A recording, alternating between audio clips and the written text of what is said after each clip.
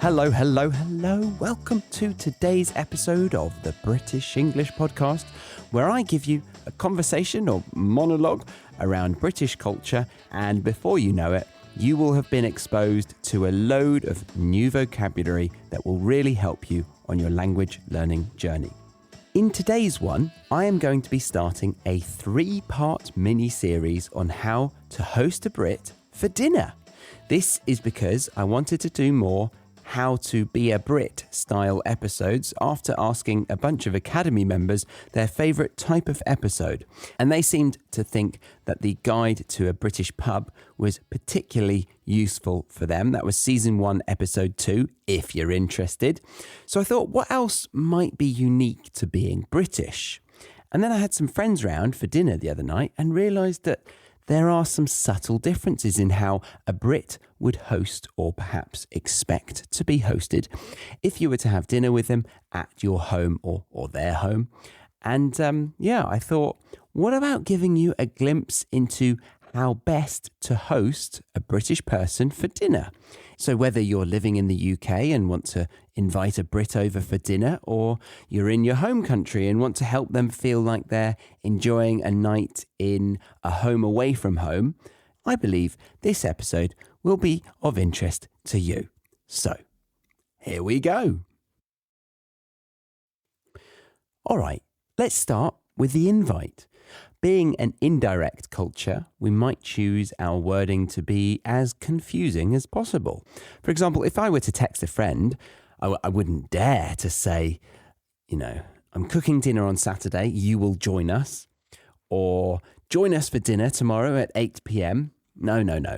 It would be more like, you're probably busy, but if you're not doing anything major and can tolerate our cooking, do you fancy popping round for a bite on Wednesday?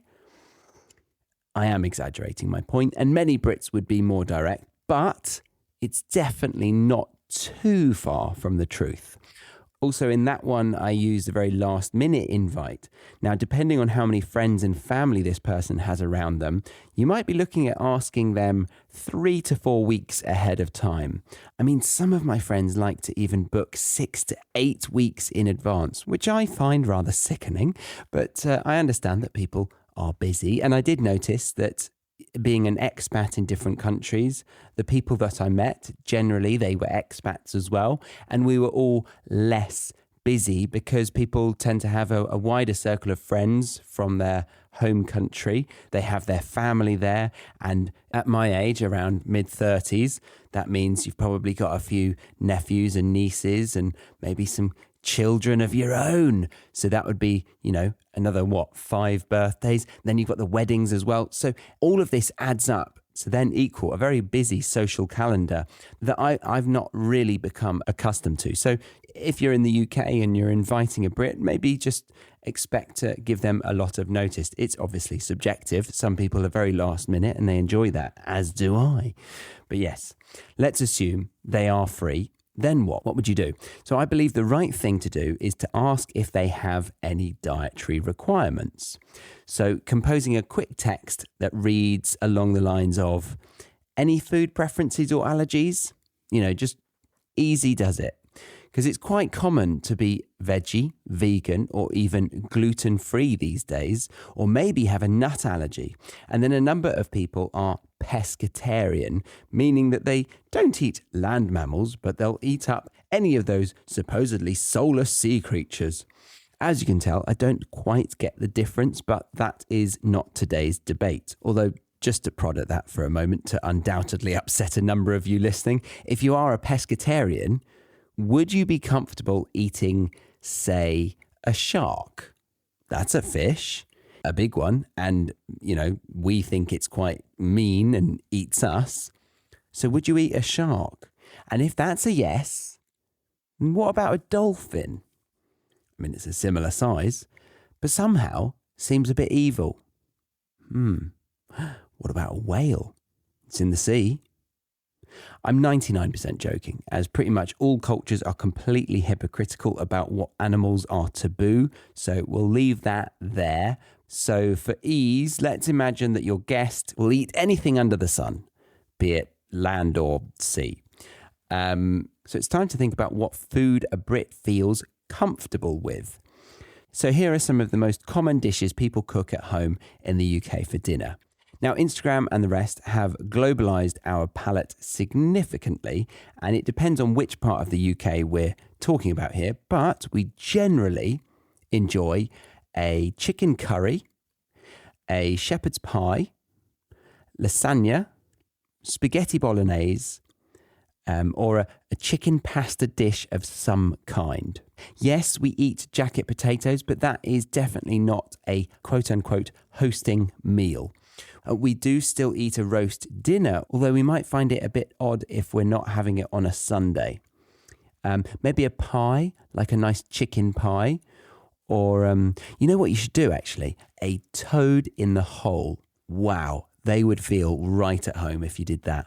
I've actually not had it loads. Despite that, it does feel quintessentially British for me. I don't know of any other culture that does toad in the hole. So Google that if you want to find it, or use the flashcards. It will have a picture of this if you're a premium or academy member. Okay, so how many courses should we be shoveling down our guests' throat, I hear you ask? Well, we formally might have a soup or some fish as a starter. I think these days, just some nibbles with a nice drink is a good way to start the evening. And when I say nibbles, I'd say maybe some Italian bread and a dip, maybe some tortilla crisps and a hummus, or some olives, or maybe a cheese of some kind, again with some bread to dip that in, or something like that. That would be quite nice. But yeah, combined with a nice alcoholic drink, like a cocktail, and we are off to the races, meaning the thing has started and suggests a sense of excitement. Okay, so what drink? What drink? I did say cocktail, but I would typically offer my guests the choice of wine, beer, G&T, gin and tonic, that is, or a bit of bubbly, maybe.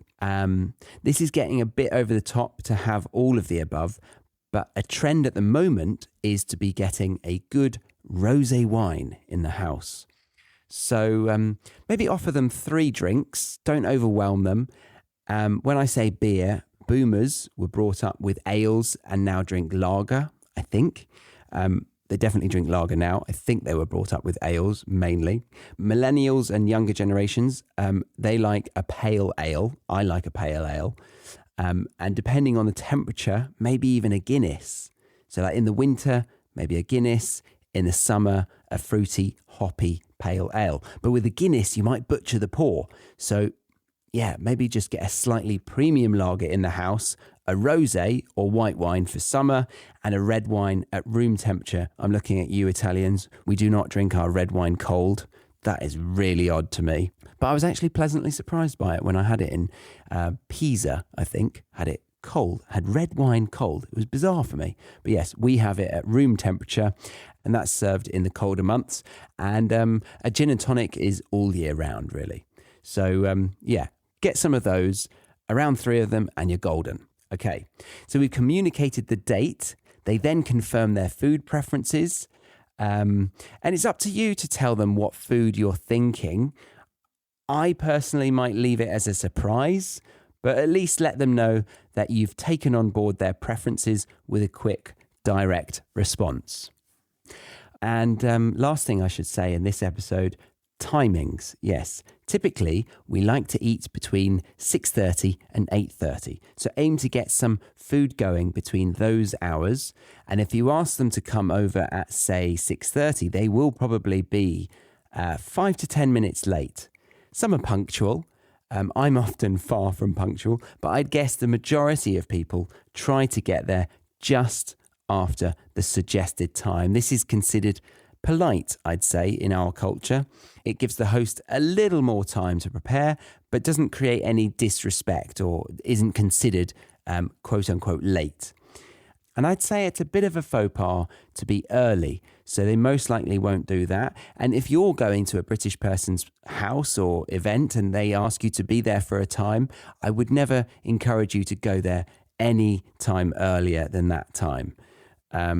Again, I can't speak for everyone, but this is just what I've noticed around friends and family, acquaintances, events in the UK.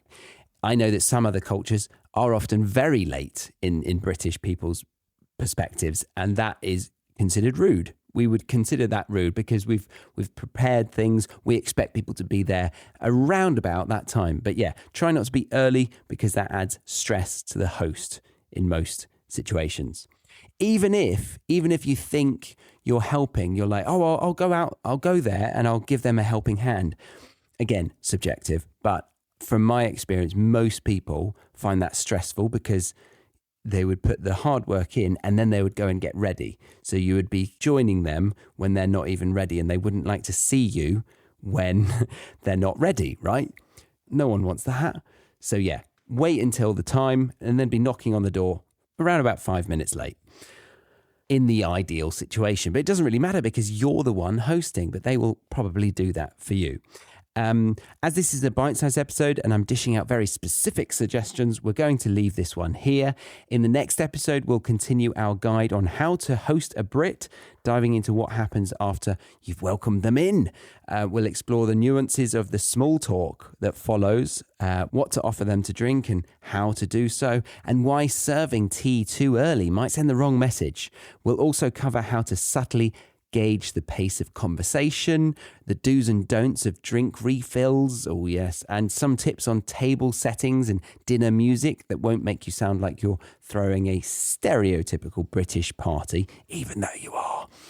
Plus, we'll break down the art of giving out and receiving compliments the British way, where a not bad can mean anything from terrible to the best I've ever had. So if you're looking to make a Brit feel truly at home or just want to understand more about these curious cultural habits, don't miss the next bite-sized episode, which will be released 2 weeks after the release of this one. Thanks for listening. I've been Charlie Baxter, and see you again soon on the British English Podcast.